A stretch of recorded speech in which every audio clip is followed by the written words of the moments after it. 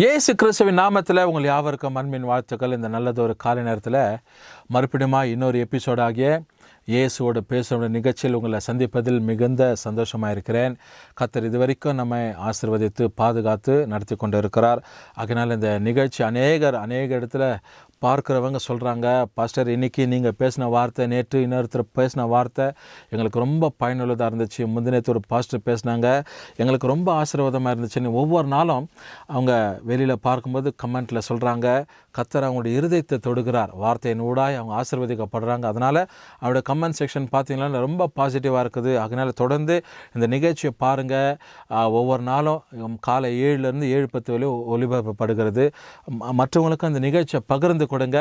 கர்த்தர் உங்களை ஆசீர்வதிப்பார்.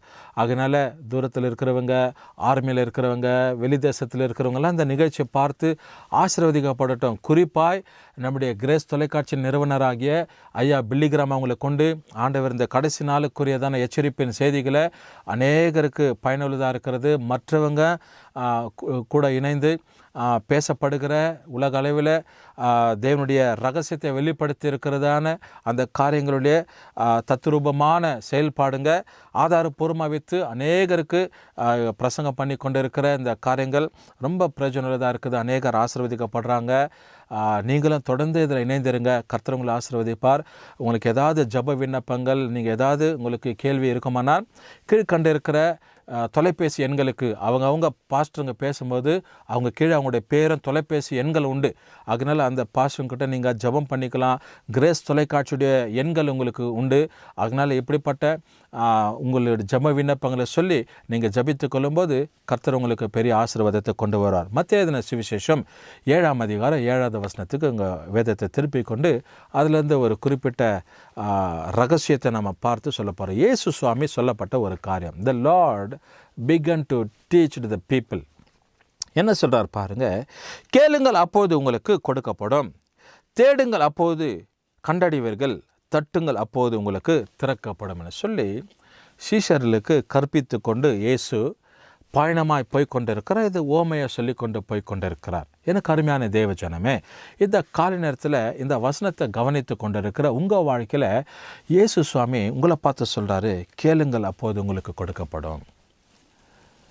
என் நாமத்தில் இது வரைக்கும் நீங்கள் எதுவும் கேட்கல, அதனால் நான் உங்களுக்கு என்ன பண்ணல, நன்மை தரல, நன்மையை நீங்கள் கண்டடிச்சுக்கல. அதனால் இயேசு சொல்கிறாரு, என் நாமத்தில் எதை கேட்டாலும் அதை தரவென்றார். Whatever you ask in my name that will be granted to you. தேவன் நமக்கு இலவசமாய் கொடுக்கிறார். The Lord will give freely. கர்த்தர் இலவசமாய் கொடுக்கிறார். அந்த இலவசமாய் கொடுக்கிற காரியத்தை நீ பெற்றுக்கோ. தேவனை இலவசமாக ஆசீர்வதிக்கிறார், இலவசமாக சுகத்தை கொடுக்கிறார், இலவசமாக உனக்கு நன்மையை தருகிறார், இலவசமாக உன்னை ஆசீர்வதிக்கிறார். இதை நீ பெற்றுக்கோன்னு சொல்கிறார். அதனால தேவ ஜனங்களை கேட்கும்போது தான் தேவன் நமக்கு கர்த்தர் கொடுப்பார். ஒரு மனுஷங்கிட்டே உனக்கு தேவை இருக்குதுன்னு கேட்கும்போது தான் உனக்கு கொடுப்பாங்க. சும்மா நின்று கொண்டு தான் கொடுக்க மாட்டாங்க. ஒரு கடைக்கிட்ட போய் யாரோ நின்று இருக்கிறாங்க, அவங்க சொல்கிற எனக்கு பசிக்குது, எனக்கு ஏதாவது வாங்கி கொடுன்னும் போது தான் அவங்க வாங்கி கொடுப்பாங்க. அன்லெஸ் நீங்கள் கேட்காம, அவங்களுக்கு தெரியாது ஏதோ காரணத்துக்காக நின்று இருக்கிறீங்க, சும்மா நின்று இருக்கிறீங்க, வேடிக்கைக்காக நின்று இருக்கிறீங்கன்னு சொல்லி தான் மற்றவங்க நினைத்து கொள்வாங்க. அதனால் உனக்கு தேவை இருக்குதுன்னும் போது நீ கேட்கும்போது தான் அந்த காரியங்கள் உனக்கு கொடுக்கப்படும், அறிந்து கொள்ளப்படும். அப்படி இயேசு சுவாமி கற்றுக் கொடுக்கிறார், கற்பிக்கிறார். என்ன? கேளுங்கள் அப்பொழுது உங்களுக்கு கொடுக்கப்படும் என்று சொல்லி, தேடுங்கள் அப்பொழுது கண்டடைவீர்கள். தேவனை தேடுங்க, ஆண்டவரை தேடுங்க, நன்மைக்கு தேடுங்க, ஆசீர்வாதத்துக்கு தேடுங்க. கடந்த எபிசோட்ல நம்ம பார்த்தோம், நீதிமொழிகள் 8ஆம் அதிகாரம் 17வது வசனத்தில் அதிகாலையில் தேடுகிறவனை கண்டடைவான்னு சொல்லி. அப்படி தேவனாகிய கர்த்தரை தேடப்படும் போது நாம் அவரை கண்டடைவோம். அதில் எந்த மாற்று கருத்து கிடையவே கிடையாது. கேட்கும்போது கர்த்தர் கொடுக்கிறார், தேடும்போது நம்ம கண்டடைவோம். அடுத்த ஒரு காரியத்தை சொல்கிறாரு, தட்டுங்கள் அப்போது உங்களுக்கு திறக்கப்படும். knock and it shall be open unto you. தட்டுங்கள். தட்டணும். தேவ சமூகத்தில் நீங்கள் வெளிப்படுத்தின விசேஷம் 3ஆம் அதிகாரம் 20வது வசனத்தை படிக்கும்போது அங்கே ஒரு குறிப்பிட்ட காரியத்தை இயேசு சொல்கிறார். என்ன அப்படின்னா, ஒரு வெளிப்பாடு. ஆண்டவருடைய வார்த்தை பாருங்கள், அவர் இருதயத்தின் கதவை தட்டுகிறார்.